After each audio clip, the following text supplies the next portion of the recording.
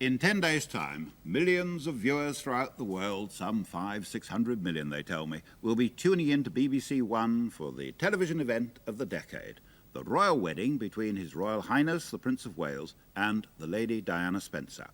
But how much do we actually know about royalty?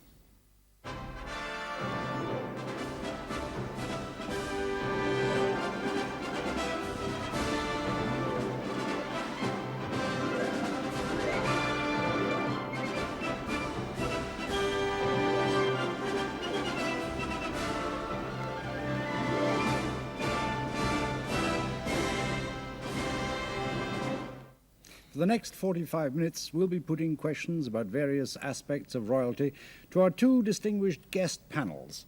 And we hope that you'll be joining in at home. There's a score sheet on page 27 of the Radio Times, or you can use the back of an envelope. Any old scrap of paper will do. Any old wedding invitation you happen to have lying around. But just to give you the idea and to get you into the mood, let's dip into the family album for a sample question.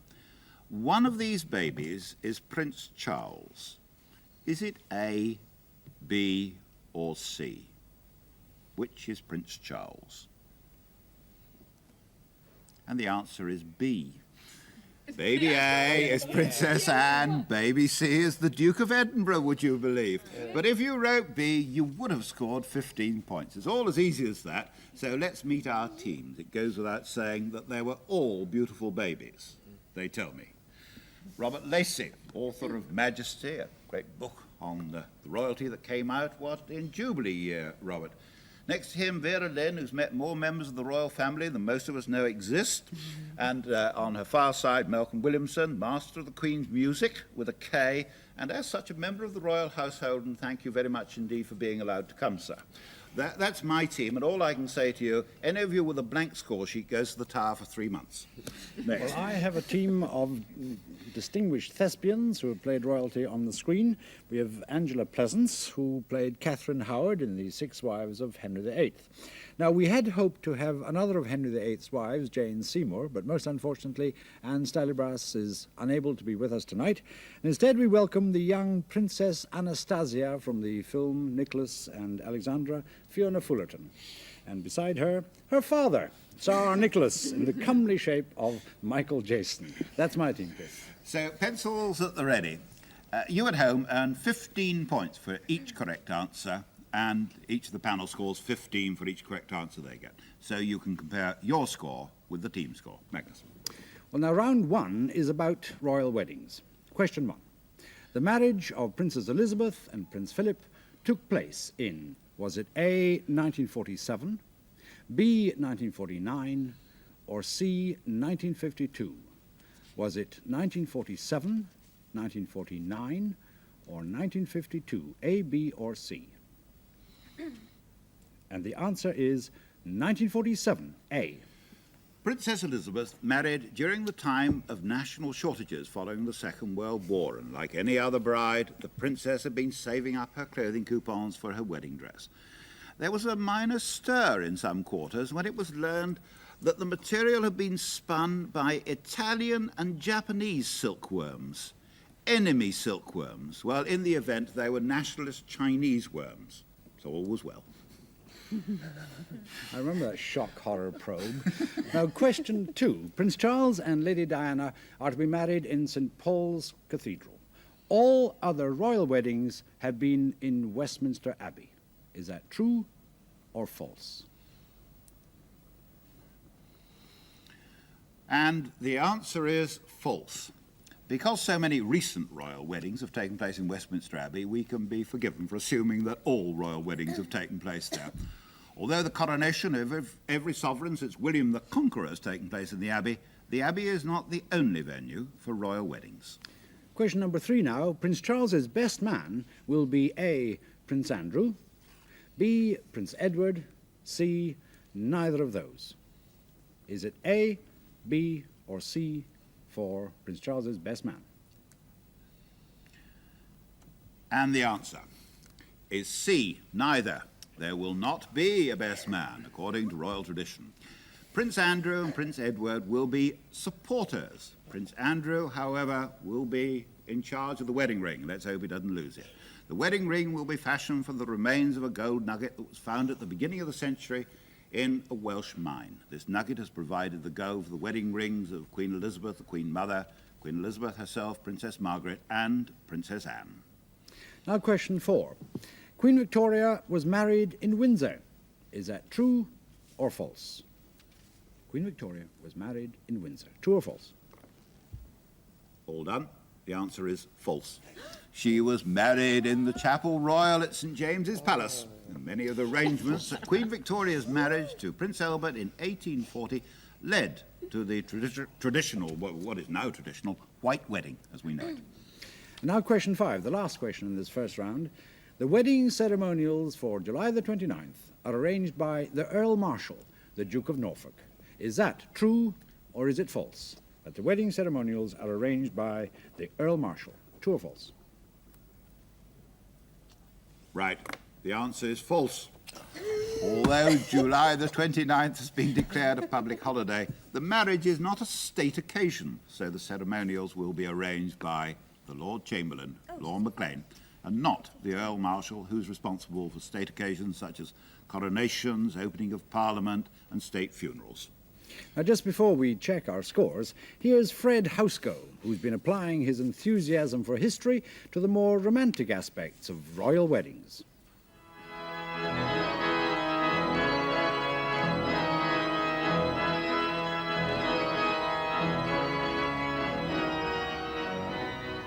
Many people have asked why the wedding of Prince Charles and Lady Diana is not taking place here at Westminster Abbey. The fact is that until the future King George VI married Lady Elizabeth Bowes-Lyon here in 1923, the last royal marriage of a King of England was that of Richard II to Anne of Bohemia in 1382. So really the traditions of royal marriages in the Abbey is a relatively recent affair. However, the reason we're here today is because contained within are 3 royal love stories. And after all, what is a marriage if it's not about love? We begin with Edward I, the great warrior king who married Eleanor of Castile. Theirs was a love affair, even though it was an arranged marriage. Eleanor died in Nottinghamshire, and wherever her coffin rested on its way back to interment here, Edward placed a cross in tribute and remembrance. That most famous Prince of Wales, the Black Prince, married his widowed cousin, Joan, the Fair Maid of Kent, for love. But his son, Richard II, married Anne of Bohemia purely for reasons of state. However, like his forebears, that too turned into a great love affair. And when Anne died at Sheen Palace, he was so distraught that he had it razed to the ground so that no physical memory of his great loss would remain.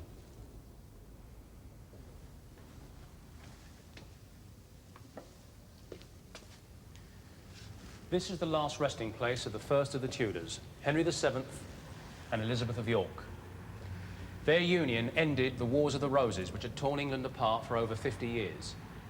Obviously, their marriage was a matter of state, but out of a public necessity grew a private romance, and they were devoted to each other. Their eldest son, Arthur, the Prince of Wales, died shortly after his marriage to Katherine of Aragon in 1501. And incidentally, that was the last great royal wedding in St Paul's Cathedral. Eventually, Henry VIII married his brother's widow, Catherine, and so began a notorious series of marriages.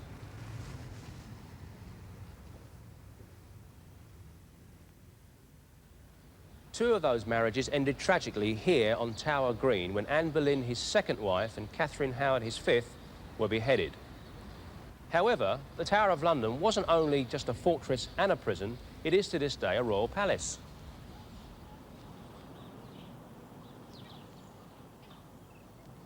This is its private chapel, St John's in the White Tower, where it is thought Mary Tudor, the eldest daughter of Henry VIII, was betrothed by proxy to Philip II of Spain. But it would be an omission, whilst in the tower, not to mention its founder, William the Conqueror, whose single-minded attitude to courtship would raise many an eyebrow even today. When he first proposed to Matilda of Flanders, she refused him, saying she'd marry no bastard. Now, this must have upset William, because he kicked in her bedroom door, dragged her from her bed, pulled her around the room by her hair and beat her up. Enthralled by this decisive action, she swore she would have no other than William. Unorthodox as William's wooing may have seemed at the time or even today, their marriage was highly successful and, in fact, a love match.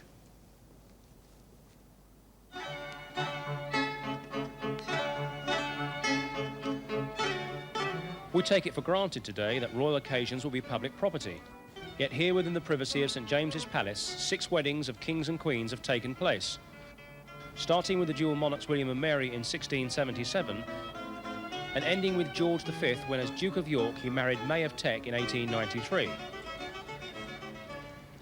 Romantically, most of the weddings here have been very, very happy marriages indeed, the exception being that of George IV to Caroline. On the day of his wedding, he was so drunk he had to be virtually carried down the aisle, and within 3 days the marriage was dead. Later, at his coronation at Westminster Abbey, he had her forcibly excluded from the Abbey to the delight and the astonishment of the crowd outside. In this brief look at royal marriages of the past, from the violence of William the Conqueror onto the formal and arranged marriages of the Middle Ages, and finally the romance of our own Prince of Wales, there's enough variety and intrigue to fascinate anybody's imagination. Lust, diplomacy and romance have each played their part throughout the ages. They'll keep you going. Fred Haskell, Mastermind Royal. So at the end of that round, your score sheet should look like this. A, false, C, false, false. So, how did your team do, Magnus? Rather well. Though I say it myself, rather well. Fiona Fullerton, for instance, got 4 out of 5 right. Anastasia. The only one you got wrong was that Queen Victoria was married at Windsor, you thought. Had you any particular reason for thinking that? Well, I knew she was married at the Chapel Royal somewhere, and I thought it was Windsor, so I put true. It was obviously wrong. Right, and Tsar Nicholas, Michael's Jayston, you changed your mind twice in these score sheets, and each time you changed it for the worse. But you still got 3 out of the 5 right. You're very worried about the wedding ceremonials. Not up on them. No, not at all. And I went along with one of them because Fiona went along with it. Were you cribbing? Did. No. And finally, Angela Pleasence, you got the first 3 right, going like a train, and then fell away. Oh, dear. Still, that gives us a total out of 75 of 50 for the first round. Pretty good. I'm now going to talk to my team, but whether I should or not remains to be seen. Malcolm Williamson, we've got 3. 2 only, I think. Well, I've got you down for 3 here. Vera, you did rather well there. You got the got the date wrong. 1952. Yes, you had I them know. there. It's a bit late, really, wasn't it? Yeah. When we come to think about it, I know, I didn't. will they ever talk to you again? I ask myself. Shall we come to the historian in our midst, who got 2? Oh, like the worst of all, didn't I? Not good, Robert. No, we got the marriage date right, and we had the sort of Norfolk doing the ceremony. I always vote for the Duke of Norfolk when in doubt. Yes, I was wrong. I think you might be right. My team have amassed, if that is the correct word, 40 points. So, with a lead of 10 points, we move on to round 2, and round 2 is called Friends and Relations. Now, in the royal family's case, fairly close relatives are also royal families in their own right. So, in this round, we'll be looking at our own royal family's connections with other European thrones. Question number 1. Prince Charles is heir to how many thrones? Is it A, 1, B, 8, or C, 15 of them? How many is he heir to? 1, 8, or 15, and the answer is 15. Because the Queen is not only Queen of the United Kingdom of Great Britain and Northern Ireland, she is also Queen of 14 other monarchical Commonwealth countries, including Australia, New Zealand, and Canada. Question number 2. The Queen and Prince Philip have only one ancestor in common, Queen Victoria. Is that true or false? Is Queen Victoria the only ancestor they have in common? True or false? And the answer is false. It is true that they're both descended from Queen Victoria. She was their great-great-grandmother. But much further back in history is another known ancestor, Frederick II, King of Denmark in the 16th century, whose daughter Anne married James VI of Scotland and First of England. And question number 3. The British royal family is related to the King of Spain. Is that true or false? Are they related to the King of Spain? And the answer is true. Queen Victoria's great-great-grandson is King Juan Carlos of Spain, and he is third cousin to the Queen. So there is a Buckingham Palace Benidorm connection. Let's turn to question number 4. The British royal family is also related to the now empty thrones of A. Russia, B. Romania, or C. Russia, Romania and Yugoslavia. Is it A, B or C? Russia, Romania, Yugoslavia. And the answer is C. By descent from Queen Victoria, the British royal family is related to the former royal households of Russia, Romania and Yugoslavia. So give yourself 15 points at home if you wrote C. Now, question 5. Queen Victoria was known as the grandmother of Europe. But who was called the father-in-law of Europe? Was it A, Prince Albert the Consort, or B, Frederick the Great of Germany, or C, King Christian IX of Denmark? Which was the father-in-law? A, B or C, and the answer is C. Christian IX of Denmark was called the father-in-law of Europe because 4 of his children ascended European thrones. However, Queen Victoria was quite rightly called the grandmother of Europe. There are 7 kingdoms in Europe today, and in 5 of these, the ruling families are directly descended from Queen Victoria. First, there's her great-great-granddaughter, who reigns over us. Secondly, her great-grandson, King Olaf IV, reigns over Norway. Thirdly, her great-great-grandson, Carl Gustaf, is a king of Sweden. Fourthly, her great-great-granddaughter, Margrethe, is Queen of Denmark. And fifthly, her great-great-grandson is King Juan Carlos, who reigns over the plains of Spain. So you see, there are rather a lot of them. At the end of the 3rd round, your score should look like this. C, false, true, C, C. I come first to Mr. Robert Lacey, who has 100%. I'm rather pleased about that, yes. It was the Danes that did it. Whenever there was a vacant throne in Europe, they always used to ask the Danes to fill it. Why? Well, because they were the safest, you see. You can never trust an Englishman, but the Danes were always safe. So Yugoslavia or Greece. I always find it very difficult to work out this interrelationship between all the houses royal. Yes, my rule is I always took the largest number in all these questions, you see. What a good rule of thumb, and it's a pity, Vera, that you didn't apply it. Yeah. But you got all those thrones right. Yes. And yes. you did get the father-in-law of Europe. Yes, I did. I did. I think you might be back in favour now in Buckingham yes, Palace. yes. Yeah, they'll Thank speak to you thank again now. Now, Malcolm Williamson, I have to report that the top of his sheet, how many thrones is Prince Charles heir to? It's got 15 question marks. Oh, well, lots, quite a number. Yeah, quite a number of question marks. Well, as many as there are Commonwealth countries. Yes, no. My team have got 50. You won't count that. I'm not going to count it, no. But you're going to say there's a throne of Australia? I will send you back if you're not careful on the next boat.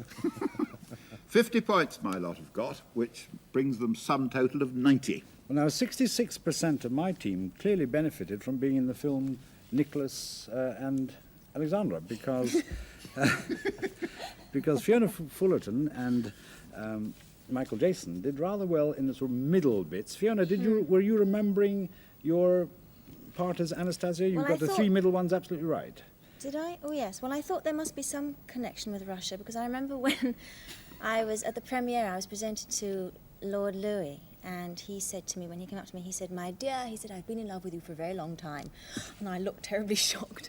And he said, "Yes, I had an enormous crush on Anastasia." And apparently he was very fond of Anastasia and was very much in love with her at one time. She was very vivacious and bright. So I thought, well, there must be a connection with Russia there somewhere, so I put that all down. Michael Jayston, did you do a lot of historical research for the part when Yes, you were quite a playing lot. it? I read the Robert Massey book on it, and in fact I got number 3 about the relation to the King of Spain, because I knew that haemophilia had been passed from Victoria to, I think, about 20 monarchs at that time. I know 2 of the Spanish claimants to the throne at that time died in a car crash through haemophilia, which they wouldn't normally have died, just through bruising. That's So I got really number following 3. the bloodline rather seriously, isn't it? Yes, it is. And Angela Pleasence, this wasn't quite your period. I think you have various PhDs in the Tudor period rather than... Only 2, alas. But I think you'll no doubt be on better ground in the third round, I can assure you. As a result of that round, we have amassed the total of 45 for that round, which makes us 95 now. So we're still 5 points ahead of you, I think. And we go into round 3, slightly ahead of the other team. And round 3 is about royalty's place in our society. Question 1. The Queen has no constitutional role in Commonwealth countries. Is that true or false? That she has no constitutional role in Commonwealth countries. Question number 2. All the Queen's residences are paid for by the civil list. Is that true or false? That all the Queen's residences are paid for by the civil list. Question number 3. Royalties costs are met by the civil list, and this year is the amount A, £2.1 million, B, £3.9 million, or C, £8.6 million? Is it A, B, or C? 2 million, nearly 4 million, or 8.6 million? Question 4. The Queen is the first citizen of the land. But who is the second citizen? Is it A, the Duke of Edinburgh, B, the Archbishop of Canterbury, C, the Prince of Wales, or D, the Prime Minister? Is the second citizen of the land A, B, C, or D? And question 5. How many Prime Ministers of the United Kingdom have served under the Queen since she came to the throne? Is it A, 6, B, 8, or C, 9? A, B, or C, 6, 8, or 9? Here with the answers, Cliff. You're still counting out the Prime Ministers here, actually. Yeah. Question 1 said the Queen has no constitutional role in Commonwealth countries. True or false? Well, the answer is false. She has no constitutional role in the republics of the Commonwealth, all those Commonwealth countries which have their own monarchies, though all member countries recognise her as the head of the Commonwealth. However, in those areas of the Commonwealth that are not republics or other monarchies, she does play a constitutional role. Question 2 said that all the Queen's residences are paid for by the civil list. Is that true or false? Well, the answer is false. Buckingham Palace, St James's Palace, Kensington Palace, Hampton Court, Windsor Castle, Holyrood House in Edinburgh are official residences maintained by government funds. Sandringham and Balmoral, however, are the Queen's personal property. Question 3 asked, how much was allocated to the civil list this year? Was it 2.1 million, 3.9 or 8.6 billion? If you wrote B, 3.9 million, give yourself 15 points. The civil list this year amounted to £3,964,200. It's not a salary paid to the Queen and others of the royal family, but a way of reimbursing them for their expenses. Before 1760, the sovereign both owned the property of the Crown estate and enjoyed the revenue from it. However, in 1760, the revenue from the Crown estate was surrendered to Parliament in exchange for a civil list income, although the Crown kept the property. And this surrender is actually repeated each reign. The surplus revenue of these estates in the financial year 1980-81 amounted to £11.4 million. In other words, although the taxpayer, through Parliament, pays £3.9 million for royalty, the family received £7.5 million less than they would have done had they not surrendered the Crown estates to the nation in the first place, if you see what I mean. Question 4 asked, who is the second citizen of the land, just before you? Is it the Duke of Edinburgh, the Archbishop of Canterbury, Prince of Wales, or the Prime Minister? Well, the answer is A. It's the Duke of Edinburgh. He was granted precedence next to Her Majesty in 1952.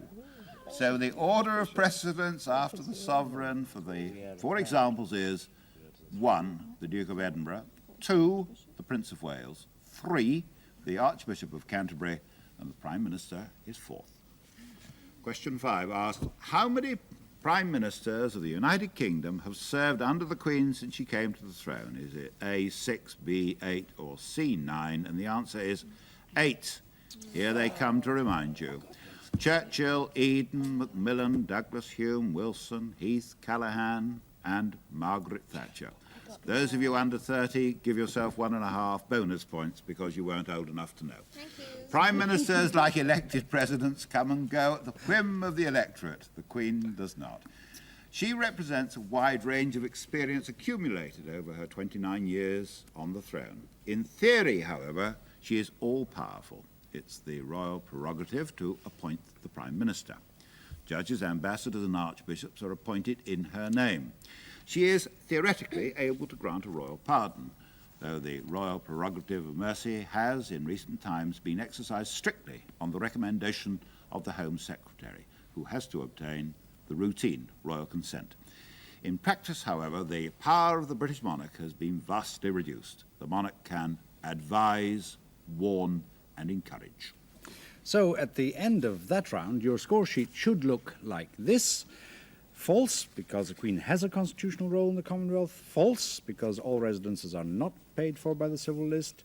The civil list total is B, 3.9 million. The Duke of Edinburgh, A, is the second citizen, and the answer to 5 is B. There have been 8 prime ministers in the present Queen's reign. Now, let's come to the civil list bit, because Robert Lacey gave them too little, Malcolm Williamson gave them too much, and Vera Lynn gave them just enough. Yes. Did you know, or did you guess? Come on. No, well, I had a sort of rough idea, and I just plumbed for the one in the middle.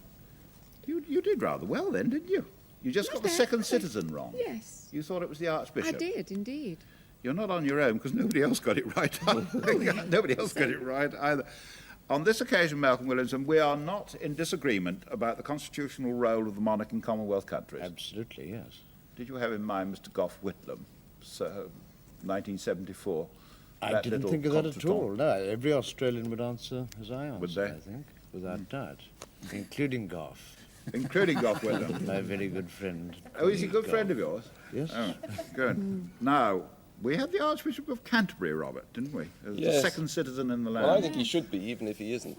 But On what grounds? I think we're Church of England, that sort of thing. And I would have thought he should be higher up the list than Duke of Edinburgh myself. I'll probably get sent to the tower for saying that. Anyway, my team got 40 points, which takes their sum total to 130. How many of you got? Well, ours got 35 on this one. Actually, that was after a recount, because Fiona Fullerton claims that she scored 11.5, you see, because you were very generous Well- about people being under 30 and getting an extra point if You they... said 1.5 points if That's you're right, under 30. yes. And she claims to be under 18 here. No, 25. But I'm afraid I've had to take off the 1.5. I noticed that you got both the answers about how much money was involved in royalty, correct? Is that a feminine Well, trade, you think? No, I must confess that the answer to number 3 was a bit of a guess. I must say I thought 8.6 million was rather a lot, so I plumped for 3.9, which sounded about right. And Michael Jayston, first 2 were okay, and then you just went to Yes, pieces. I slumped. I went for the 8.6. I thought with everything going up, it ought to be 8.6 million. And the Archbishop of Canterbury, I got the same as... Yes, I thought I think that Terry Wogan ought to be the second citizen. He is. Now, all 3 of you, and indeed Robert, chose the Archbishop of Canterbury. Yes. Why did you choose the Archbishop of Canterbury, Angela Pleasence? Well, like Robert Lacey, as head of the church, I had thought he would be the second citizen. Anyway, you scored the best of our team that time with 15. I said you were going to make your comeback, and that gives us a total of 35 points. Now, if we look at the overall score, we are level pegging. Yeah. Each with 130 points.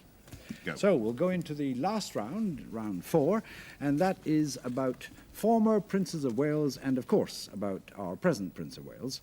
And here is Cliff with the questions. Question number 1 is about the Prince of Wales and his titles. One of these titles is wrong. Which one does he not have?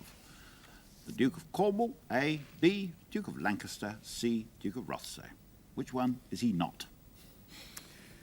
A, B, or C, and the answer is B. Prince Charles is not the Duke of Lancaster, but of course he is the Prince of Wales and Duke of Cornwall and the Duke of Rothesay. His full titles, in fact, are His Royal Highness, the Prince of Wales and Earl of Chester, Duke of Cornwall and Duke of Rothesay, Earl of Carrick and Baron Renfrew, Lord of the Isles and Great Steward of Scotland. It's a Queen who is the Duke of Lancaster and is actually toasted as such. The title Duke of Cornwall, first bestowed on the Black Prince in 1337, automatically passes to the monarch's first begotten son. So the Queen, the Duke of Lancaster, was never Duke of Cornwall. Now, Prince Charles receives no allowance from the civil list, but he is expected to depend on income from the Duchy of Cornwall. Now, although most of the property is quite logically in the West Country, there are 45 rather nice acres in Kennington, including the Oval Cricket Ground. Prince Charles is also the proprietor of Dartmoor Prison. He demands no rent for that. In fact, you can get free bed and breakfast. Now, according to some quaint ancient laws, Charles has droit du seigneur to any whale or porpoise washed up on Cornish beaches. And as Duke of Cornwall, his annual dues from tenants should include a load of firewood, a grey cloak, 100 old shillings, a pound of pepper, a hunting bow, a pair of gilt spurs, a pound of herbs, a salmon spear, a pair of falconers' gauntlets, and 2 greyhounds. And a partridge in a pear tree and an autograph photograph of Lady Diana. Now we come to question number 2. The eldest son of the reigning monarch automatically becomes Prince of Wales on his 21st birthday. Is that true or is it false? Does he automatically become Prince of Wales' 21st birthday? The answer is false. The title Prince of Wales is usually bestowed upon the eldest son of the monarch, and it can be granted at any age. The title, in fact, was bestowed on our Prince Charles, for instance, in 1958, when he was only 9, although his actual investiture didn't take place until 1969, when he was 21. Question 3. The last Prince of Wales to be crowned king was A. Edward VIII, B. George V, or C. George VI. Is it A, B, or C, which was the last Prince of Wales crowned king? And the answer is B, George V. George VI was Duke of York, but not Prince of Wales, because his elder brother Edward VIII was Prince of Wales. And although he became king, he was never crowned. And of course, Queen Elizabeth couldn't be Prince of Wales because the title goes to male heirs to the throne. Question 4. Lady Diana Spencer is the first Englishwoman to marry the heir to the throne since A, 1863, B, 1751, or C, 1660. She's the first Englishwoman to marry the heir to the throne since when? A, B, or C? And the answer is C. The last Englishwoman to marry the heir to the throne was Anne Hyde, who married James II on the 3rd of September, 1660. Question number 5. The first person to have the title of the Prince of Wales was the Black Prince. Is that true or false? The answer is false. The Black Prince was the second holder of the title. The first Prince of Wales was the son of Edward I, known as Edward of Carnarvon. He became Edward II. Michael Wood has been in search of the early Princes of Wales. The first Prince of Wales was born here at Carnarvon in 1284, and at that time Wales was a newly conquered country under the foreign military occupation of the English King Edward I, and castles like this were the outward symbols of that occupation. In 1284, this must have been a scene of tremendous activity. The great walls themselves had not yet been put up. What there was a huge construction site surrounded by timber and clay defences, with ships from Liverpool unloading stone, and masons from Yorkshire, carpenters from Nottinghamshire, erecting the first phase of domestic buildings. And one of their tasks was to put up a stone chamber for the pregnant Queen Eleanor. And a glazier, Simon of Chester, was paid 6 shillings and 8pence to put 9 glass windows into that room, the windows through which the future prince first saw the light of day on the 25th of April, 1284. Now, I was taught at school that at that point, the newborn child was shown to the Welsh chiefs, lifted on a shield by his grim father. But nice as that story is, I'm afraid it has no basis in fact, because Edward was proclaimed Prince of Wales at the Lincoln Parliament of 1301, and henceforth had very little to do with Wales, still less learnt any of its language. Edward himself was intemperate and worse, incompetent as a war leader.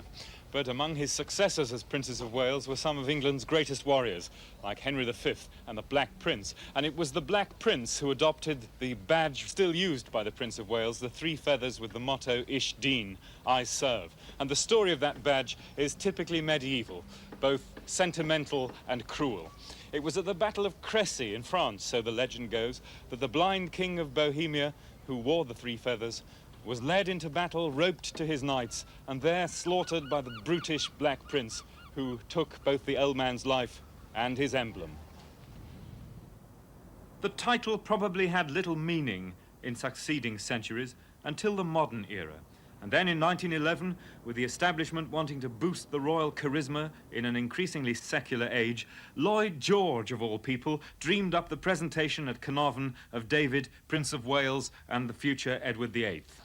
The idea probably had not a little to do with the fact that Lloyd George was MP of the town and constable of the castle.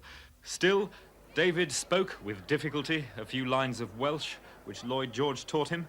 Winston Churchill read out the letter patent, and Lloyd George got a statue out of the affair. The ceremony was an anachronism, of course, for no such event had ever taken place in medieval times, but this was the ceremony revived in 1969 when the present Prince of Wales was instated at Carnarvon, giving a somewhat better account of himself in the native British tongue. Mae'ch ynerchiad wedi fy nghyffordd yn dywys, a gallaf eich sicrhau fy mod wedi cymryd sylwi o'r gobeithion am lygwyd anddyn nhw. Yn wir, rhywun bwriadu cysylltu. And of course, the native British tongue is the whole point of this, because the Princes of Wales are English. The real Princes of Wales, the Welsh, were kings here far back in the Dark Ages, when Charles Windsor's ancestors were illiterate condottieri. The Welsh kings were men of prestige and sophistication who could trace their ancestry back into the late Roman period and their language and culture much further. And the lands around Carnarvon, Gwynedd, the mountains of Snowdonia were the heartland of their dynasty. Their royal residence was just over the straits there in Anglesey at Aberfraw, and their kings Cadfan, Merfyn, Rhodri the Great were esteemed as the wisest of kings, men who kept in touch with the centres of the Carolingian Renaissance in Europe, men who were praised by continental poets for their achievements. But Wales is a small country, and in the end couldn't resist the overwhelming presence of its neighbour England. Its kings were murdered and its lands ravaged by Offa, Alfred the Great, and William the Conqueror. And finally, her people submitted to these great castles built by Edward I. From then on, the Welsh people would have English princes and not Welsh kings, although the House of Windsor still traces its descent from Llewellyn the Great as well as from Edward II. And it's those two historic strands which meet in the person of Charles, Prince of Wales. Michael Wood at Carnarvon. And at the end of that round, your score sheet should have looked like this. B false, B, C false. And Vera, we got 100%. All Yes. right then, including the Black Prince bit. Have you been doing some homework? Just a little, yes, yes.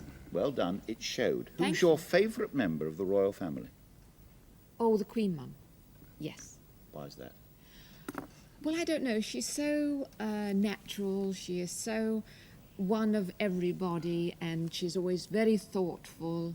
On one occasion when I had just done a charity thing for her, and we were having supper afterwards, and we were talking about families, and I happened to mention that my mother was ill at the moment, and she was very concerned, and she looked around and she said, oh, I really must send her something, and she just picked up a little sweetmeat and gave it to me, which I took to my mother in the hospital, and of course you can imagine how thrilled she was to get this from the Queen Mother.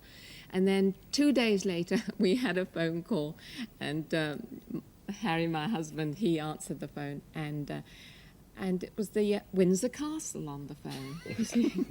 You So thought I it was said, the Windsor pub. Castle. I said, is that the pub down the road? So he said, well, anyway, it wasn't. It was Windsor Castle, and it was the Queen Mum making inquiries to see how my mother was. What a And I marvellous think story. that's marvellous, and that's the kind of thing she does.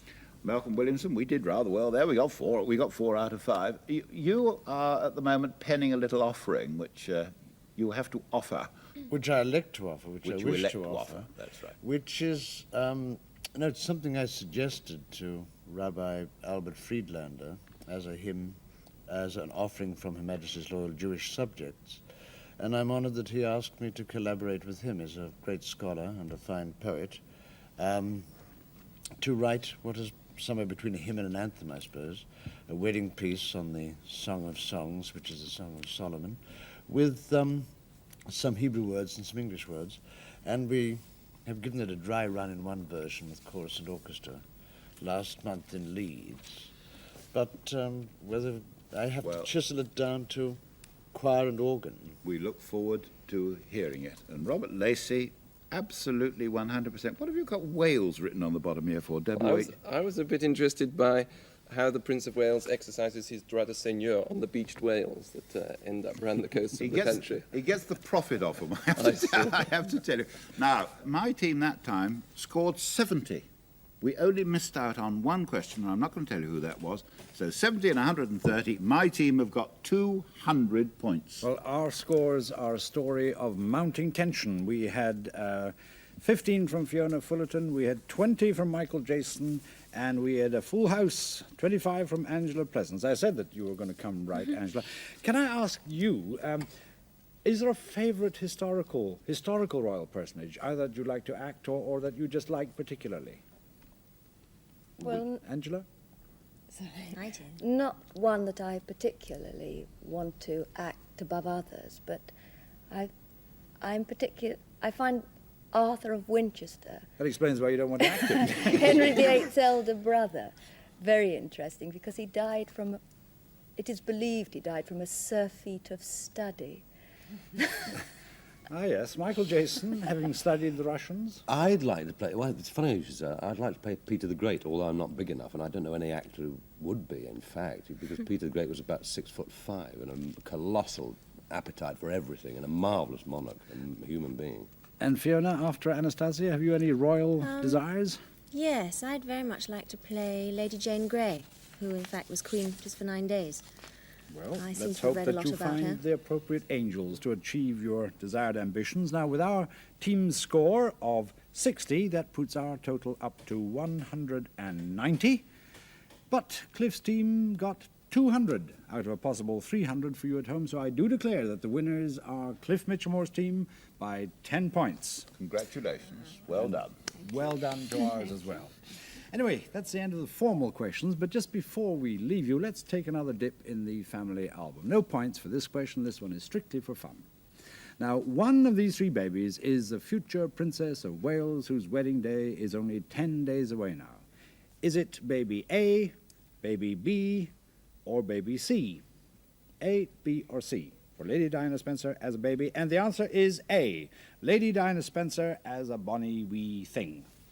Baby B is our good friend and colleague, Clifford Michelmore, no fewer. And baby C is the young Viking of yesteryear, and a few years before that as well, Magnus Magnusson. From us all, good night.